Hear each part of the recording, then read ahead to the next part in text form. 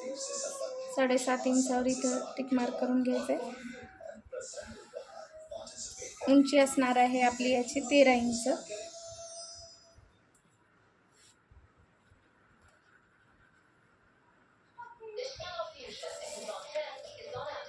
इथे 4 इंचावर मार्क करून घेणार आहोत.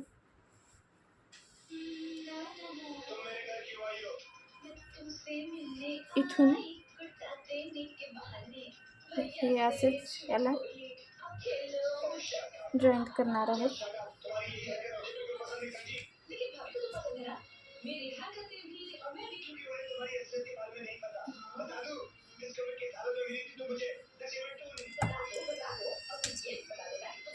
हे असं कट करून घेणार आहोत आपण.